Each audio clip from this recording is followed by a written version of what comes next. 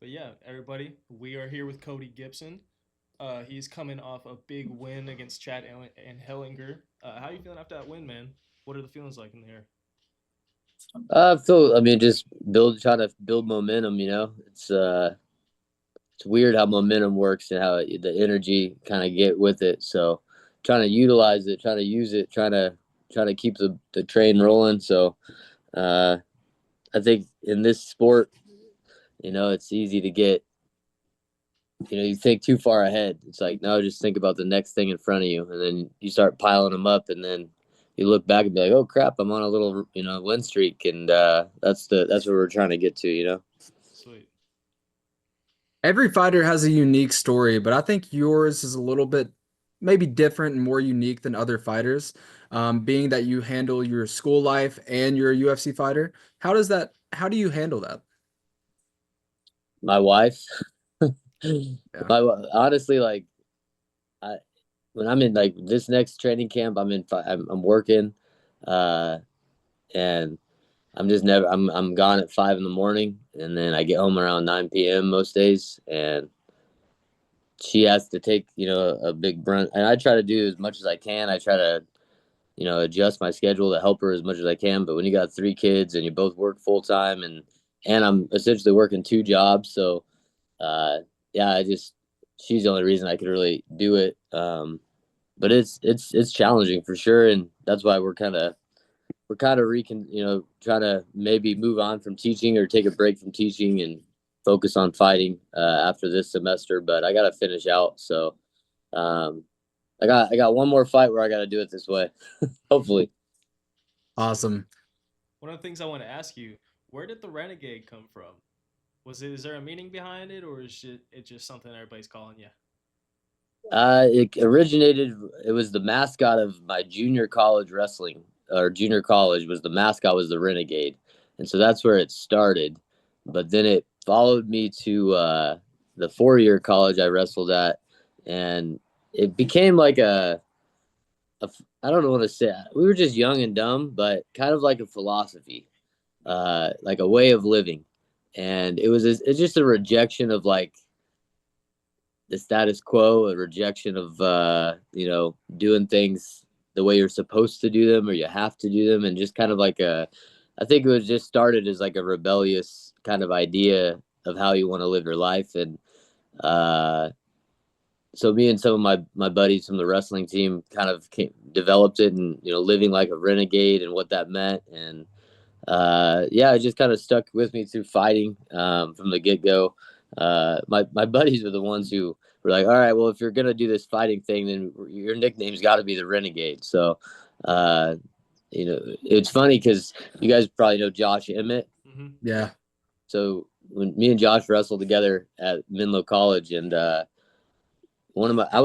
started fighting when I was 19, so I would do it in the summer, like in between, going to school and wrestling, and then I'd come back home in the summer and get a fight, and then I'd go back to school, and I wasn't really training, I just, you know, and he was at one of my first fights, and he hadn't even put on a pair of gloves to my knowledge yet, but there's a picture of him with all my buddies that had came down for the fight, and yeah, it's pretty funny how now he's obviously he's been doing it a while now.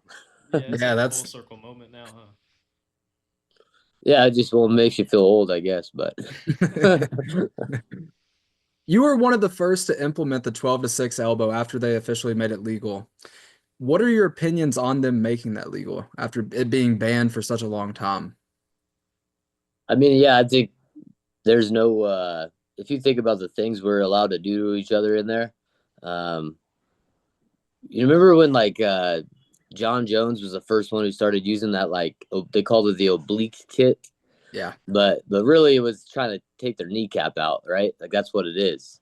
And I like that kick too now, but I don't, it's hard to train because you're like you got to be super, like, almost you just drill it, but you never, like, I never use it in sparring because I'm like, nah, I'm not gonna try to blow a guy's knee out in sparring.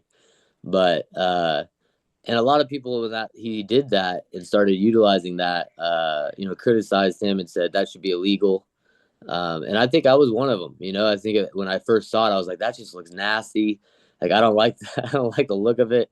Especially if it lands, the guy's knee kind of buckles. It's like gruesome, and and then I started thinking about it more. Maybe I listened more to different arguments. Like if you think about what we're allowed to do to each other in joint locks, like what is the goal of that knee bar? Like the goal is to break the guy's knee, Yeah, you Yeah. like gotta go till he's out. like so if you think about it in that context of like what we're allowed to do to each other, attempt to do to each other in grappling, like then I think striking should be no different, I mean, I wish they would legalize grounded knees too. I know they updated that where a guy's, what is a grounded opponent was updated, but I don't understand why a guy can't be on all fours and get kneed in the head. I don't. To me, it's if we're trying to, create the closest thing to warfare as we can, like hand to hand combat warfare, then I don't know. I think everything should be allowed, just about. Yeah, I agree. And the crazy thing is, it is in other organizations like that. That's not always a banned like the knee to a downed opponent. That's not a banned thing in other organizations. So it maybe Yeah. just be the commissions, huh? Yeah, I think. I mean, if you look at that 12-6 elbow rule, the reason, according to Rogan or whoever was saying it, like the reason that they banned it was because early on, they had seen a karate video or something where a guy's breaking bricks, and they said, "Oh, they can't allow that." Um, it is an effective weapon too from certain positions where it's hard to elbow a guy in the, like from the guard. It's pretty relatively easy to use your arms and your hands to block a lot of those shots. And so the ability to just go straight down the middle, I don't know. I'm gonna keep using it. I'm surprised that we don't see it more, or we haven't seen it more since it was allowed. Because I find myself in positions where it's just the most effective way to throw the elbow is straight down. Nice. So, after your debut, when you came back and fought Johnny, you knocked him out in 38 seconds. What was that feeling like to come back after that and just completely sweep him? Well, that was a weird one because I didn't really like Johnny Bedford.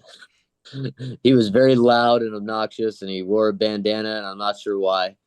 Uh, but so he was just, and I didn't really have too many interactions with him prior to the fight. We were fighting in San Antonio, and obviously, my UFC debut, I lost a decision to Aljamain Sterling, and so I'm feeling like my back's against the wall a little bit already, and we're only one fight in, and so, uh, yeah, and so he clipped me with a liver shot right up. He does what he always does. He came charging out of the gates, and he was a heavy-handed bantamweight, um, and he hit me with a liver shot early in the fight, and I'm backing up, trying to cover up my liver, and he just keeps rushing forward, and I catch him with like an overhand right as he's coming in, and then the ref kind of jumped in and jumped out. It was very like the ref kind of fumbled the finish, and so he jumps up after they finished the fight, and he's protesting. So it was a little bit bittersweet because you've got this guy who's very, very loud and protesting the finish, and so yeah, the controversy kind of took the kind of the juice out of the win, and so it was funny because I never, even though I won that fight, I would go on to lose two in a row, get cut from the UFC. And so even though I had a one win in the UFC, it never really felt like it. And so 8 years later, fast forward 8 years later, finally get back. And so to string together a couple in a row of legitimate wins that aren't debatable, yeah, it feels good. Absolutely. In 2019, you were supposed to be on season 14 of the Professional Fighters League, but you ended up having shoulder and bicep surgery. Has that recovered 100% yet? Yeah. I mean, I think your shoulders, get deteriorated over time. So, I mean, I've always got shoulder issues and mobility. One of the main things we do in my strength and conditioning programming is shoulder mobility and trying to keep my shoulders, whether it's the supplements I'm taking or the mobility, kind of extra mobility work we do. But Yeah, the bicep tear was gnarly, gnarly looking, you know. um, but it was the first time I'd ever signed a contract and had to withdraw from a fight or a scheduled fight, and it was funny because it happened like I signed the contract and then like 2 days later, uh, I tear the shoulder up and get it looked at, and they're like, tell me I got a really bad torn labrum and need surgery, and then right after that I tear the bicep too. So it was yeah, it was a rough year, and that was the year before COVID. And so by the time I finally recovered from all those injuries and felt like, all right, 2020 is my year, baby. I'm coming back. I'm going to get 3 or 4 fights. Then COVID hit. So it was an extra year of COVID for me, essentially, as far as that's concerned. Man. You did mention that you had 3 kids. Have any of them wanted to follow your footsteps into the martial arts world? My oldest two are daughters. They've been around the gym a lot, and I do plan on introducing them to jujitsu. If I end up opening my own spot, uh, so soon. I think my oldest is 8, so she's ready. My son, my youngest, is a boy, and so he'll grow up on the wrestling mats. And I don't know if I'd ever want to encourage them to get into mixed martial arts, just because I think the toll it takes on your body, it's a trade off that you have to be willing to trade. And I would hope that they don't need to trade that trade off. Um, that they could pursue other things. If it was something that they were adamant about and that was their love or passion, of course I would support them in whatever they wanted to do. But I haven't forced my kids to do any martial arts yet. I do want my girls to learn jujitsu, to get start getting in a couple times a week, uh, at least until they're like blue belts and they're like competent in their guard, um, just for self defense purposes, you know. So that's definitely something I'm gonna plan. And then my son, I'm not gonna lie, he's there. Hopefully he'll take to wrestling because I'll definitely be introducing it to him and coaching it probably. So he'll probably grow up on the mats. And so if wrestling, yeah, I would love him to wrestle. If they wanted to wrestle, they haven't shown a lot of. Their mom was a 3-sport athlete and a college basketball player, so they're pretty involved in more traditional ball sports. But and I'm okay with that because they're not getting punched in the head or anything. So that's kind of where I'm at with that. A lot of people think that I'm gonna, push them into the martial arts, and I don't know. I don't want them to become fighters. If I could write their own story for them, not that I will, but that wouldn't be the path they took, you know. What's it like at the pit with Glover and Chuck Liddell Well, having a presence? yeah, well, Glover comes through a couple times a year at least, and he'll bring all of his guys from Connecticut. He lives back east, has a gym out there, and but he brings a bunch of Brazilians a couple times a year. I always enjoy it when he comes to get some new training partners. Um, Chuck's down in the Los Angeles area, and he doesn't come up too often. There's the relationship between everybody from the old generation is a little bit fractured, I think, to some degree. I don't know all the details and I don't really ask, but um, so yeah, I mean, it's cool when Glover comes up and the guys he brings, but it's really just based on the system that we have here that I believe in, as far as like, especially in the, you know, how we transition from striking to grappling and how we mix those things together, I think is unique. And I've been, fortunate enough to just learn the system over the last 4 or 5 years since I moved here and start to implement it. And I think it's starting to translate in my fights. You're seeing an improvement in my cage work, my grappling, and so that's to me the value of the pit. That's the biggest value is not just their striking, not just their grappling, but how they kind of the philosophy they have behind mixing those two things together.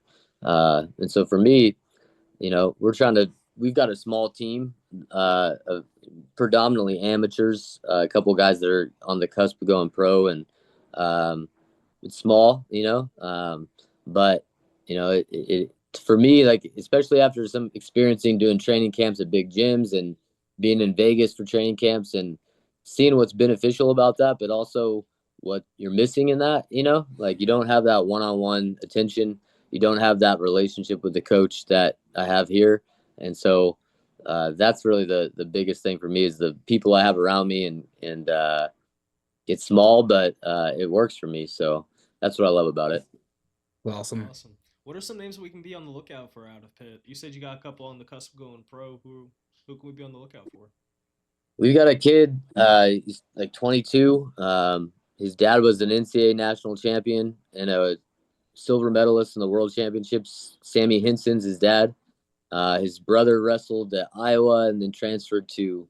Nowadays, these kids are transferring every year. So he's been at Iowa, Oklahoma, and I think at Lock Haven. I don't know. He moves around, but he's still wrestling Division One. And anyway, this is the brother, Jackson Hinson.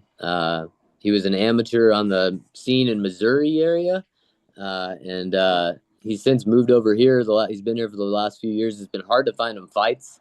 Um, Given his kind of pedigree in wrestling and his background. But the kid's a workhorse. He lives at John Hackelman's house in a little guest house, and he trains 2 to 3 times a day. He's shredded to the gills. He's a 125 pounder, but he looks like 135 pounder. And he keeps me on my toes, man. He's still learning the striking. That's the area he's still learning the most.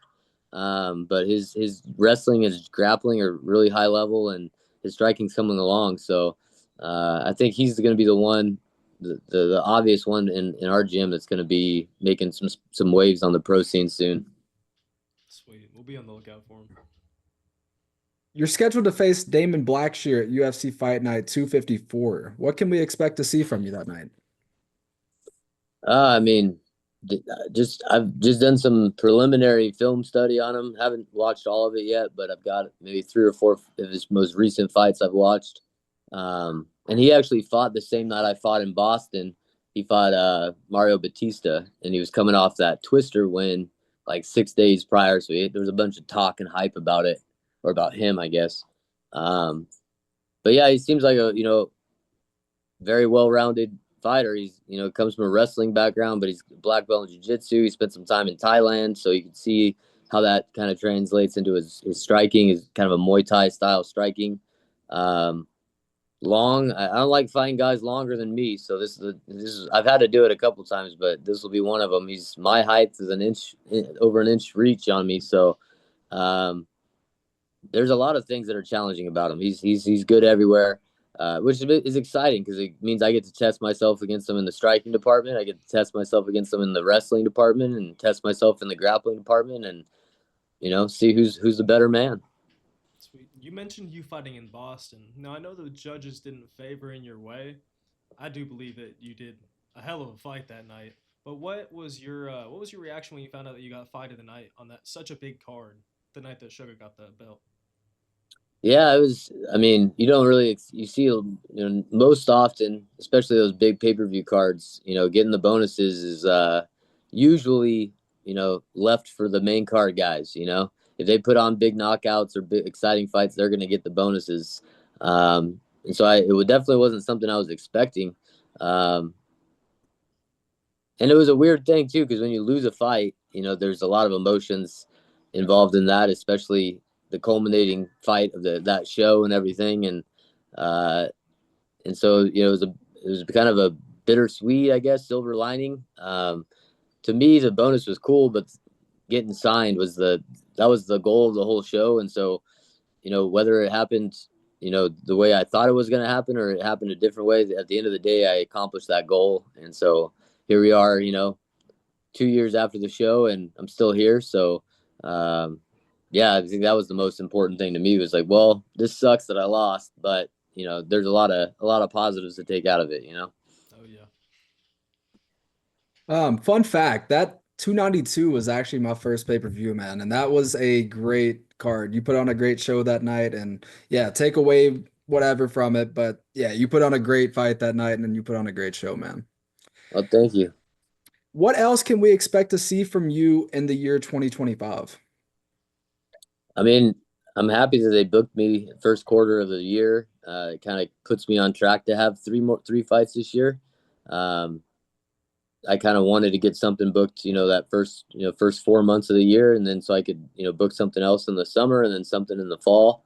So if it goes according to plan, I'll have three fights this year, and this will be three in a row if I can get this one done, and then it's on to the next. It's on to try to make it four in a row, and it's on to try to make it five in a row. Um, I think getting into the rankings has changed quite a bit over the last just couple of years. Usually it used to be if you went on a 3 or 4 fight win streak, you were looking at a ranking or an opportunity to get ranked.